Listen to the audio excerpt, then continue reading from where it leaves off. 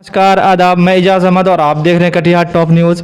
इस वक्त हम मौजूद हैं बरारी प्रखंड के सुखासन पंचायत में और आज हम बात करने के लिए आए हैं ऐसे युवा चेहरा से जो कि समाज सेवी हैं और समाज से हमेशा जुड़े हुए हैं। आज से नहीं बल्कि पिछले 5-7 सालों से वो समाज की सेवा कर रहे हैं। उनके मुसीबत में, परेशानी में, उनके किसी भी तरह की कोई दिक्कत होता है तो वो हर काम में आगे रहते हैं और इसीलिए आज हम उनसे बात करने के लिए आए हैं। क्योंकि समाज का जो सेवक होते हैं उनसे हम खास करके बात करते हैं, चूँकि वो समाज सेवक बहुत हर काम हर आदमी के बस में नहीं होता। पैसा इंसान हर कोई कमाता है और हर कोई कमाने के बाद हर किसी के दिल में ऐसा नहीं आता है कि हम समाज के लिए भी कुछ कर दें।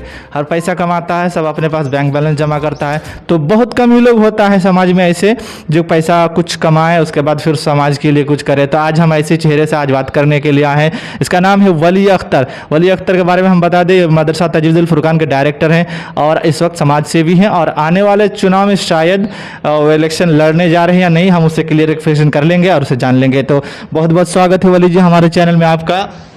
जी, आपका भी बहुत बहुत शुक्रिया कि आप अपना कीमती वक्त। सबसे पहले आप ये बताइए कि आप समाज सेवक के नाम से जाने जाते हैं इस एरिया में, सुखासन पंचायत में। तो आप ये बताइए कि आप सब पिछले कई सालों से जो समाज सेवा कर रहे हैं, तो इसके पीछे कुछ कारण है या फिर आप वोट के लिए या फिर राजनीतिक फायदे के लिए कर रहे हैं या फिर आप अपने मन की शांति के लिए कर रहे हैं? नहीं, असल में समाज सेवी जो है वो हम नेक मकसद से कर रहे हैं। लोग गरीब तक जो भी उनका मदद होने का लायक है हम पहुंचाते हैं।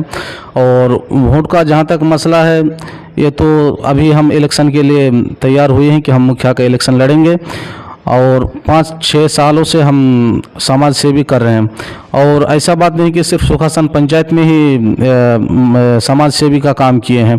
आपका सीमापुर से लेके दुर्गापुर पंचायत यानी बहुत दूर दूर तक हम वो आपका कहने का मतलब ये है कि अगर हम वोट के लिए करते तो सिर्फ पंचायत सीमित तक रहते, लेकिन हम अपने पंचायत के अलावा बाहर भी हम जो है समाज का सेवा करते आए। तो चलिए, हम अच्छी बात है आप समाज सेवा करते रहें।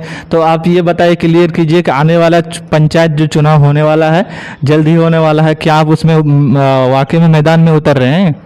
हवा के मैदान में उतर रहे हैं और मुखिया का इलेक्शन लड़ रहे हैं इस जी।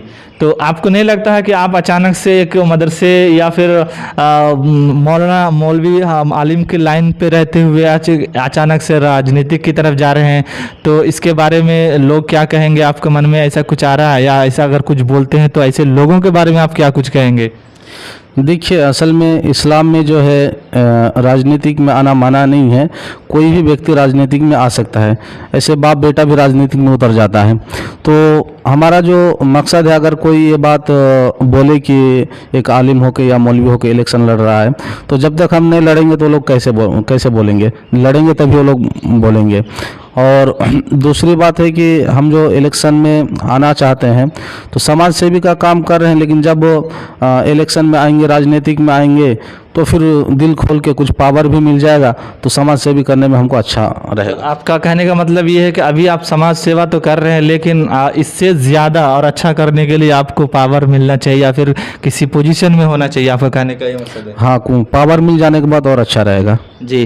तो सबसे अब ये बताइए कि अगर आपको इस बार मौका मिलता है, आप इस बार प्रतिनिधि चुन करके आते हैं आने वाला चुनाव में, तो आपको सबसे ज़रूरी चीज़ अभी क्या लगता है कि पिछले कई सालों से जो भी प्रतिनिधि रहे हैं वो ऐसा कुछ काम नहीं किया है? ऐसा आपके पंचायत में क्या काम है जो आप सबसे पहले वो करना चाहेंगे?